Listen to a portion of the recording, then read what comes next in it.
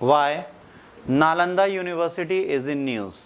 माननीय सुयोग्य प्रधानमंत्री नरेंद्र मोदी, ठीक है, बिहार गए थे, वहाँ पर एक नालंदा यूनिवर्सिटी है जो नई बनाई गई है इस ओल्ड कैंपस के पास में, वहाँ पर भाई साहब गए और वहाँ पे इसका उद्घाटन करके वो आए। Nalanda university is a very good university, a must visit place for you all. अगर अभी मौका मिले नालंदा ज़रूर घूमना, हमको मौका मिला है ना, तो हम घूम के आ चुके हैं, आप लोगों को नहीं मिला तो आप लोग नहीं गए, ठीक। Prime minister Narendra Modi inaugurated new Nalanda campus Rajgir ancient university ruins के पास, ठीक है। नालंदा सबसे पुरानी एंशियंट यूनिवर्सिटी थी इंडियन सब कॉन्टिनेंट की। ये हमने पढ़ा था, ये किसने बनाया था? कुमार गुप्त ने, ठीक है। 5वीं शताब्दी में बना था और 600 साल तक ये फ्लरिश किया, मतलब 6 शताब्दी तक ये चलता रहा, है ना। उसके बाद हर्षवर्धन और पाल मोनार्क ने इसकी पॉपुलैरिटी और बढ़ा दी। पाल वंश और हर्षवर्धन के शासनकाल में और फेमस हो गया। It was the centre of learning, culture and intellectual exchange. तो यहाँ पर बहुत सारे बड़े बड़े लोग आते थे इंडियन सिविलाइजेशन के, विदेशों के, जो यहाँ आते थे, पढ़ते थे, अध्ययन अध्यापन करते थे, जिसमें कई सारे चाइनीज़ ट्रैवलर्स भी आए। नालंदा एक मोनेस्टिक इस्टेब्लिशमेंट था, है ना, जो एक प्राइमरी प्लेस था जहाँ पे मॉन्क्स और नन्स रहते थे और लोग पढ़ते थे। अभी कई सारी फिलॉसफी बुद्धिज्म की पढ़ाते थे, ठीक। यहाँ पर बच्चे कहाँ से आते थे? China, Korea, Japan, Tibet, Mongolia, Sri Lanka and south east Asia, इतनी जगह से यहाँ पे बच्चे आते थे। यहाँ पर इनको 200 से ऊपर गांव दिए गए थे इनके पालन पोषण के लिए, लालन पोषण नहीं, पालन पोषण के लिए। तो इनका पालन पोषण उनसे होता था, इनका बहुत पैसा आता था। उसके बाद भी अपने बच्चों को भीख मांगने भेजते थे। बुद्धम शरणम गच्छामि बुद्धम भिक्षम गृह्णामि वाली कहानी चलती थी। और ये वहाँ पर क्या चलते थे? वहाँ पे जाके ये पैसा मांगते थे, ठीक है। पैसा क्या होता है? खाना मांगते थे, खाना मांगते थे। और जो खाना मांगते थे, और इनका नियम था, जो भी मॉन्क भीख मांगने जाता था उनका एक नियम है कि आप एक ही घर खटखटाओगे। अगर वहाँ से भीख मिली ठीक, नहीं मिली आप नहीं लोगे, जो मिलेगा वो लोगे। भले वो आधी रोटी दे, आधा चावल दे, आटा चाल चावल सब दे, कुछ भी दे, दूसरे घर को आप नॉक नहीं करोगे। तो ये होता था कि जब भी ये कहीं के पे भीख मांगने जाते थे 99.99% मिल ही जाती थी। अब बात अलग है, मियाँ बीवी लड़के बैठे हो और तुम भीख मांगने आ जाओ तो क्या निकले यहाँ से, तो वो बेचारा खाली हाथ आ जाएगा। और ये 0.1% तो पॉसिबिलिटीज़ है कि एक बंदा बिना भीख मांगे आए, कहे वहाँ पे जोरू मियाँ लड़े रहना है तुम भागे हैं, ये हो सकता है। बट जो खाना आता था फिर उसको ऐसा नहीं कि एक बंदा खीर लाया, दूसरा पूड़ी लाया, सारा एक बिच्चा पात्र बड़ा सा बना हुआ है, उसके अंदर डाल दिया जाता था, सब मिला दिया जाता था, सब दाल चावल आटा गेहूँ सब मिला देते थे। फिर उसका कोई अच्छा सा पकवान बनाया जाता था सुंदर सा, वही सब खाते थे। बड़े वाले भिक्षा पात्र में सबको डालना है, ऐसा नहीं कि मैं रबड़ी लाया हूँ थोड़ी छुपा लूँ, नहीं, सब उसी में जाएगा। ऑल विल बी रिकुक्ड, तब खाओगे आप। ठीक है, ये एक शिक्षा का बहुत बड़ा केंद्र हो गया और ये बहुत अच्छी चीज़ है। अब क्या है, the student of Nalanda were expected to follow the restrict code of conduct. बहुत ज़्यादा स्ट्रिक्टनेस थी वहाँ पर, ठीक है। वो बेचारे डेली उठते थे, डेली मेडिटेशन करते थे, फिर स्टडी सेशन होता था जिसमें दवाइयाँ भी पढ़ते थे, इंडियन मेडिकल सिस्टम आयुर्वेदा भी पढ़ते थे, religion, Buddhism, maths, grammar, astronomy, astrology सब कुछ पढ़ाया जाता था, फिलोसॉफी।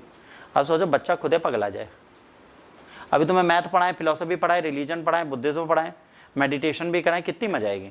जैसे सुबह कल से 7 बजे आओगे सब लोग, ठीक है, खुद आओगे, मेरी आने की बात नहीं है, तुम लोग आओगे, तुम लोग छत पे जाओगे, ताला खोलोगे, मेडिटेशन करोगे ओ आधे घंटे, फिर छत पे शावर लगा देंगे, वहीं नहाओगे सब लोग। नहाने के बाद तुम लोग धोती कुर्ता पहनोगे, फिर बाहर निकलोगे। हर बंदा शाम तक 500 रुपये कलेक्ट करके लाएगा। फिर 2 बजे के बाद हम लोग पढ़ाई स्टार्ट करेंगे, फिर 4 बजे आपको भेजेंगे कलेक्शन के लिए, फिर आप लोग 5 बजे आओगे। ऐसे नियम बना दें तो आपको अच्छा लगेगा? नहीं लगेगा, वो तो पहले मुंडी ला रहा है, हमें तो नहीं लगेगा, ठीक। बट ये होता था, क्यों होता था? क्योंकि वहाँ पर जो बच्चे पढ़ने आते थे उनको देखो भीख मांगना एक हैबिट नहीं होती। राजा का बच्चा हो, रंग का बच्चा हो, दोनों को इक्वलिटी दिखाने के लिए कि तुम दोनों मेरे लिए इक्वल हो, दोनों को खोपड़ी मोड़ दी जाती थी। भाई राजा के कर्ली हेयर सुंदर पता चल जाए राजा है, उसको भी घुटा देते थे खोपड़िया। तो ये चंदा तो सेम है रहता है सबका। आप पे धोती पहना देते, कहता है जब भीख मांगो, आप किसी को नहीं पता राजा की औलाद कौन सी है, रंग की औलाद कौन सी। डिफ्रेंसिएशन होता था हमारे एजुकेशन सिस्टम में। राजा के लिए सिंहासन नहीं लगा था, वो भी जमीन पे बैठ के पढ़ता था।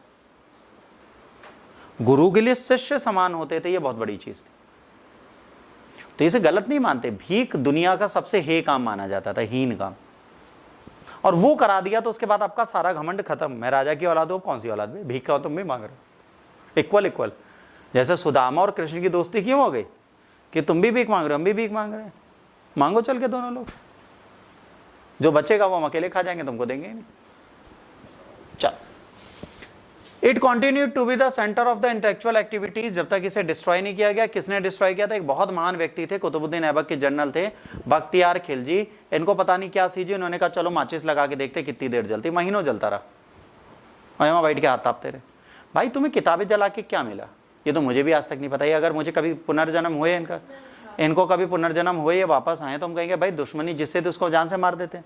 किताबें जलाने से क्या होता है?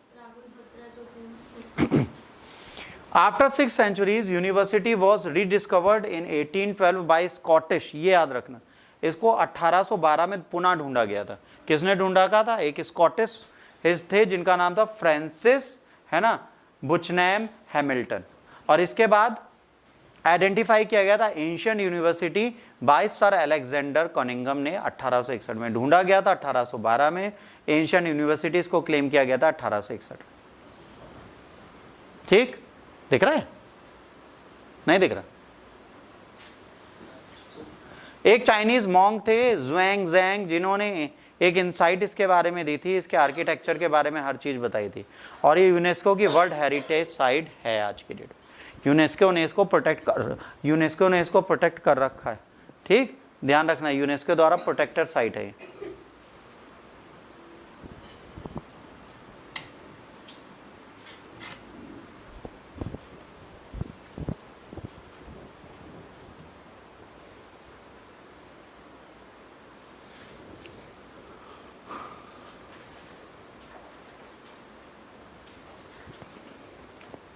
लिख लो बच्चों, फिर आगे चलो।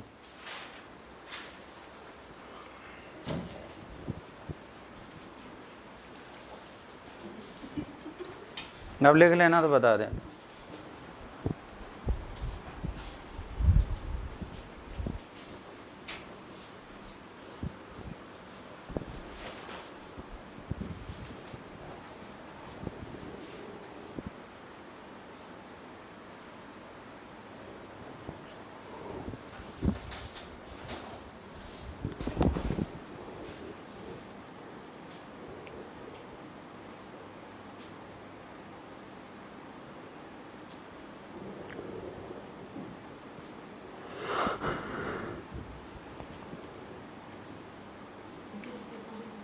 हो गया?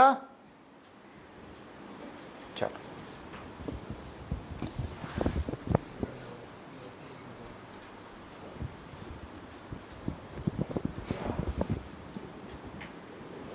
बच्चों ऐसे पढ़ लेना, बहुत अच्छी चीज लिखी है इसमें।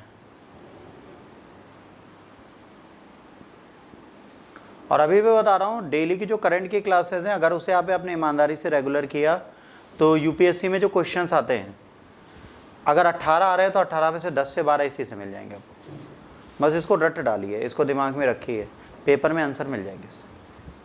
बहुत ज़्यादा मेहनत नहीं करनी होती, हम आपको वही ढूंढ के देते हैं। जैसे हम 10 साइटें पढ़ रहे हैं तो 10 में से जो हमें 5 अच्छे लगेंगे वही देंगे।